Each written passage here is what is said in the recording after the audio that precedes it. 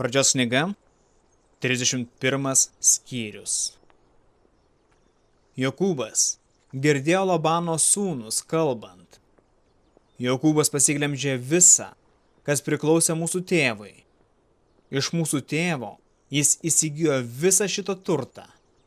Be to, Jokūbas pastebėjo, kad Labanas jo atžvilgiu nebuvo toks kaip anksčiau.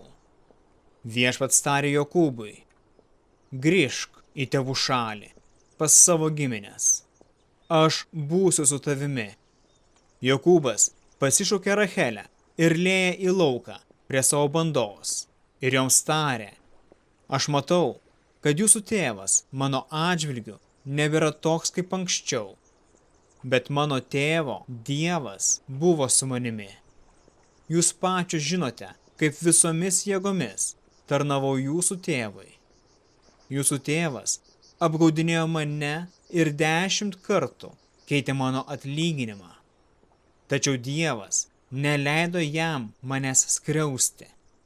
Jei jis sakė, Demetijai tebūna tavo atlyginimas, visos ožkos ir avys vedė Demetus. O jei jis sakė, dryžuotieji tebūna tavo atlyginimas, visos avys ir ožkos vedė dryžuotus. Taip Dievas atėmė jūsų tėvo gyvulius ir man atidavė. Gyvulių poravimosi metu sapne mačiau, kad dryžuotieji, dėmėti ir kerši patinai eina prie patelių. Tada Dievo angelas sapne man tarė: Jokūbai, aš atsiliepiau, aš čia. Jis tarė: žiūrėk, visi dryžuoti, dėmėti ir kerši patinai eina prie patelių. Aš mačiau visą, ką Labanas tau darė. Aš esu Betelio Dievas, kur tu patepei paminklinį akmenį ir davei įžadą. Išeik iš šito šalies ir sugrįžk į savo gimtinę. Tada Rachelė ir Lėja kalbėjo: ar mums dar yra dalis tėvo namuose? Argi mes nelaikomos svetimomis? Juk jis pardavė mus ir gautus pinigus už mus naudojo savo. Iš tikrųjų, visi turtai, kuriuos Dievas atėmė iš mūsų tėvo, priklauso mums ir mūsų vaikams. Taigi, dabar daryk visą, ką Dievas tau įsakė. Jokūbas užsodino ant kupranugarių savo vaikus ir žmonas. Išsivarė visus savo gyvulius ir pasiėmė visą savo mantą, kurią jis buvo įsigijęs Padan Arame, kad eitų pas savo tėvą Izaoką į Kanaano šalį. Labanas tuo metu kirpo avis. Tada Rachelė pavogė dievukus, kurie priklausė jos tėvui.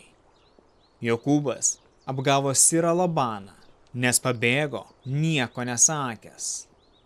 Jis pasėmė viską, kas jam priklausė, persikėlęs per upę, pasuko į Gileado kalnyną. Trečią dieną Labanui pranešė, kad Jokūbas pabėgo.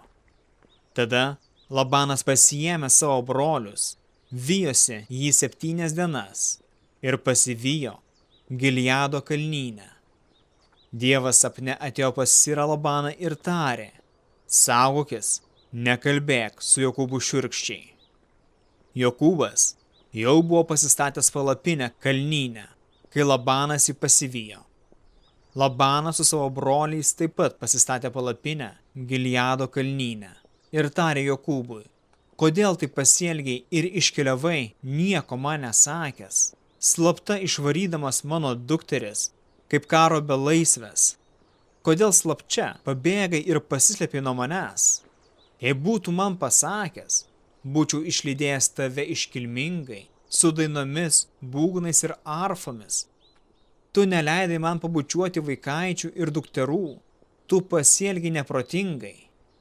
Aš galėčiau tau pakenkti, bet tavo tėvo Dievas sapne pasakė man: saugokis, nekalbėk su Jokūbu šiurkščiai. Žinau, tu išsiilgai savo tėvo namų ir todėl iškeliavai, bet kodėl pavogi mano dievukus? Jokūbas atsakė Labanui: Pabėgau bijodamas, kad prievarta netimtum iš manęs savo dukterų, o dėl vagystės, tai tas, pas kurį rasi savo dievukus, te miršta. Mūsų akivaizdoje ieškok ir pasiimk, kas tavo. Jokūbas nežinojo, kad Rachelė buvo pavogusi dievukus. Labanas patikrino Jokūbo, Lėjos ir abiejų tarnaičių palapines, bet nieko nerado. Tada jis, išėjęs iš Lėjos palapinės, ėjo į Rachelės palapinę. Bet Rachelė dievukus buvo pasislėpusi kupranugario balne ir atsisėdusi ant jų. Labanas iškritė visą palapinę, bet nerado.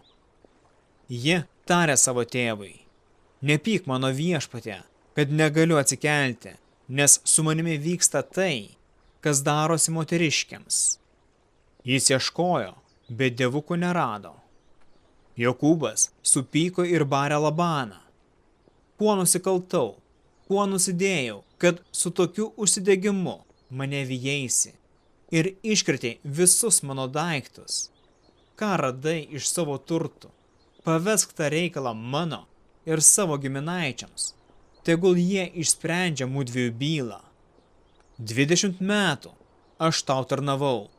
Tavo avys ir ožkos nebuvo bergždžios. Ir tavo bandos avinų aš nevalgiau. Kas žvėrių sudraskyta, nenešiau tau. Aš pats turėjau atlyginti nuostolį. Iš manęs reikalavai atlyginti, kas pavogta dieną ar naktį. Aš dieną kenčiau kaitrą, naktį šaltį ir miegas bėgo nuo mano akių. Taip 20 metų tarnavau tavo namuose. 14 metų už dukteris ir 6 metus už bandą. Tu 10 kartų keitei mano atlyginimą. Jei mano tėvo dievas, Abromo dievas, kurio bijojo Izaokas, nebūtų buvęs su manimi, tikrai dabar būtų mane išleidęs tuščiomis rankomis. Mano priespaudą ir vargą matė Dievas ir praėjusią naktį sudraudė tave. Labanas atsakė Jokūbui: dukteris yra mano dukteris, vaikaičiai mano vaikaičiai, banda mano banda ir visa, ką matai, man priklauso. O ką galiu šiandien daryti savo dukterims ir jų vaikams? Todėl ateik ir padarykime sandorą, aš ir tu. Ir tai tebūna liudijimas tarp manęs ir tavęs. Tada Jokūbas, suradęs akmenį, pastatė paminklą. Po to Jokūbas liepė savo giminaičiams: pasirinkite akmenų. Tie pasirinkę sukrovė juos ir ant tos krūvos jie valgė. Labanas tuos akmenis pavadino Jagar Sahadutą, o Jokūbas Galedu. Labanas tarė: šita akmenų krūva yra liudytoja tarp manęs ir tavęs, todėl ji vadinama Galedu ir Micpa. Nes jis sakė: viešpats tegu stebi mane ir tave, kai būsime vienas nuo kito atsiskyrę. Jeigu tu skriausi mano dukteris ar vesi dar daugiau žmonų, nors nėra žmonių tarp mūsų, bet Dievas yra mūsų liudytojas. Labanas toliau kalbėjo Jokūbui: štai akmenų krūva ir paminklas, kurį pastačiau tarp mūsų. Ši krūva bus liudytojas ir paminklas bus liudytojas, kad aš neisiu pas tave pro šitą akmenų krūvą, nei tu neisi pas mane pro šitą akmenų krūvą ir šitą paminklą su piktu kėslu. Abromo ir Nahoro dievas, jų tėvų dievas, tebūna teisėjas tarp mudviejų. Jokūbas tada prisiekė tuo, kurio bijojo jo tėvas Izaokas. Tada Jokūbas aukojo kalne ir pasikvietė savo giminaičius valgyti. Jie valgė ir pasiliko ant kalno visą naktį. Labanas atsikėlęs anksti rytą, pabučiavo savo vaikaičius bei dukteris ir juos palaimino. Jis atsiskyrė nuo jų ir sugrįžo į savo vietovę.